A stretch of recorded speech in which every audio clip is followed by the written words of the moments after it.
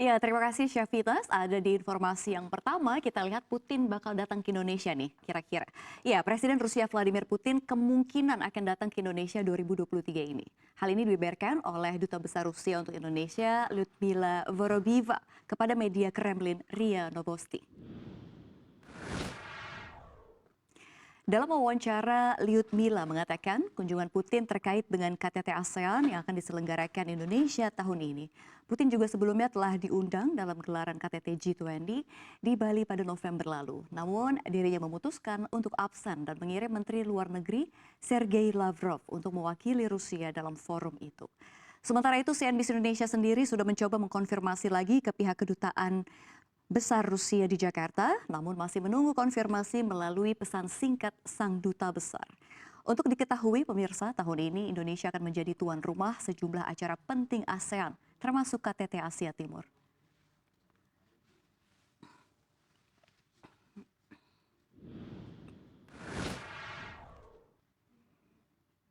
Di informasi berikutnya, ini ada 5 pekerjaan dengan gaji tertinggi di RI. Kalau kita lihat profesi dengan gaji tertinggi banyak menjadi incaran banyak orang tentunya ya.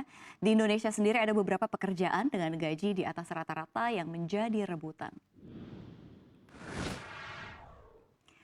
Kendati demikian, memiliki gaji tertinggi biasanya berbanding lurus dengan beban tanggung jawab yang diemban. Semakin berat tanggung jawabnya, maka gajinya juga akan semakin tinggi harusnya.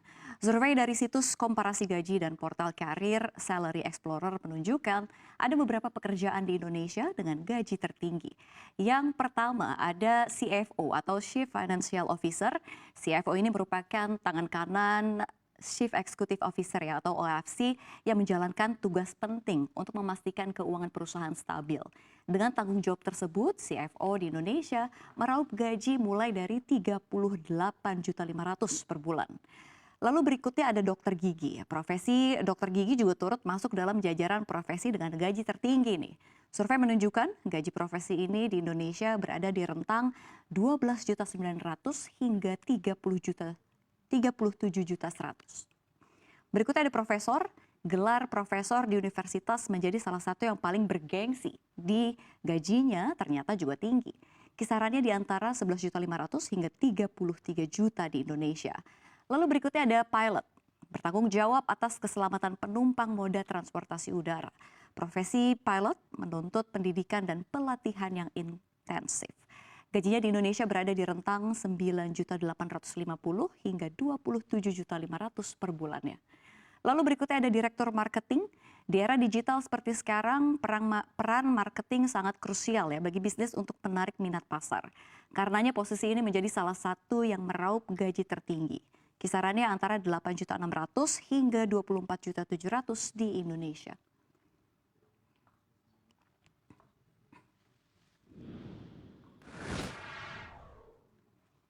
Di informasi berikutnya kita ke informasi mancanegara ya, kehadiran BART atau chatbot AI yang disebut bakal menyaingi ChatGPT disambut negatif oleh sebagian besar karyawan Google. Mereka mengkritik para pemimpin perusahaan, khususnya CEO Sundar Pichai. Mereka menilai para pemimpin itu terburu-buru, gagal, dan ungoogly atau tidak Google.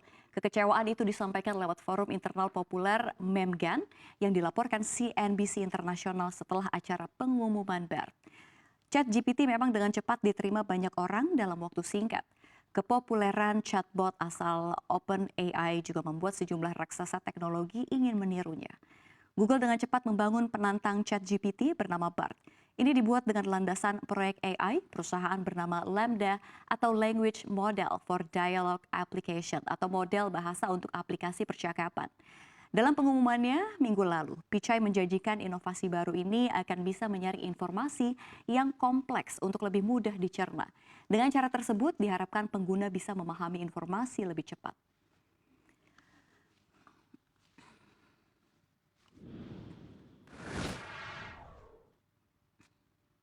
Masih dari mancanegara, ya siap-siap besok tanggal 14 Februari alias Hari Kasih Sayang. Kasih coklat atau bunga sih udah biasa ya, tapi ini ada yang unik dari India. Ya, sapi yang sudah berabad-abad dianggap sebagai hewan suci oleh mayoritas penduduk Hindu di India hingga dipandang sebagai simbol bumi dan dewa. Pihak berwenang di India mengusulkan untuk mengubah nama Hari Valentine menjadi Hari Memeluk Sapi.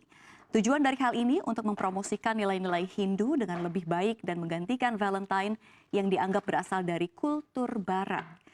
Mengutip laporan CNN, deklarasi 14 Februari sebagai Hari Pelukan Sapi pertama kali disampaikan dalam sebuah pernyataan dari Dewan Kesejahteraan Hewan India yang menyebut sapi sebagai tulang punggung budaya India dan ekonomi pedesaan. Dorongan untuk memeluk sapi adalah bagian dari upaya untuk mempromosikan Weda atau tradisi suci Hindu yang diklaim telah terkikis oleh pengaruh Barat. Namun di sisi lain, langkah tersebut tampaknya menjadi bumerang. Hari Valentine yang diganti Hari Peluk Sapi dari pemerintah India banyak mendapat olokan dari rakyatnya sendiri. Selama berhari-hari, media telah mengejek rencana pemerintah menerbitkan kartun satir yang menunjukkan sapi melarikan diri dari pria.